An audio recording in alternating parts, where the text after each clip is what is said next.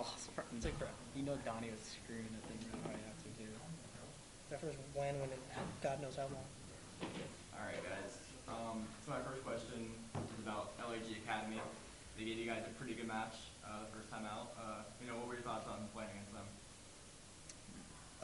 Well, going into the LIG Academy match, we knew it was going to be a decently, like hard match because the amateurs have a lot more tournament reps under their belt with like cups online and stuff.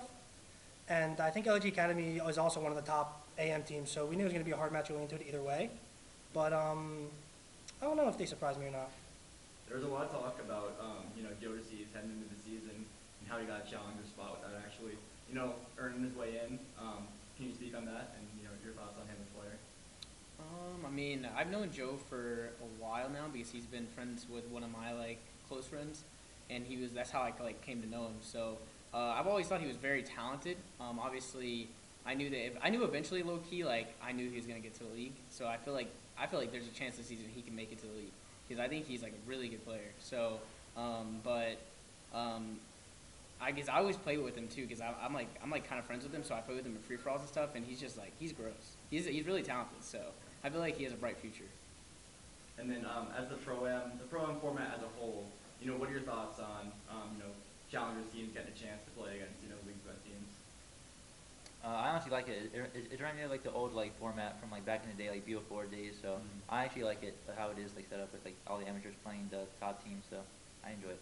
And then 2-0 on the day. What are your thoughts overall on how the team played? I think we played really good. I think our hardpoint's probably the most iffy mode we have right now, and in my opinion, that's probably the best problem to have. So I think we're in a good spot right now. Thanks, guys. What was it like being in effectively the challengers pit with everybody sort of surrounded around you looking at your monitors to see what's going on? It must be a throwback feeling for you guys. I mean, I don't know about them, but I grew up like going to a bunch of the East Coast locals like ETG and J-Rod and all of those. And so honestly, it just felt normal. Like I feel like in that kind of environment, you kind of feel the environment more. So it's definitely fun for me. Is it a different kind of feeling when you sat face to face with your opponent rather than sort of alongside each other on the main stage? No, yeah, it's definitely a different feeling. I mean, I played it back in the day whenever I was first coming up when I was in World War II, and like that feeling is like crazy because like there's people literally right behind you just like huddled watching over you.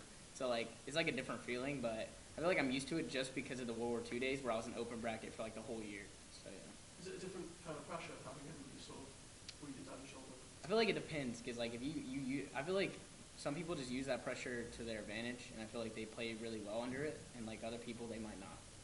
And the league has said about wanting to have more unique events like this. Do you think this is a good starting place for stuff like that? Yeah, I do think it's a good starting place for like it's having a unique event because I feel like CDO hasn't had an event like this since like I don't think ever. So it's actually pretty cool to have this event with all the amateurs and like everyone can like watch pros play and stuff. So pretty cool.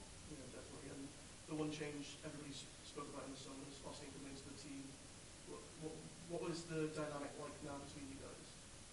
The team dynamic's honestly great. I feel like with the way we're treating practice this year and the way we kind of talk to each other, I feel like no one is really scared to, express themselves.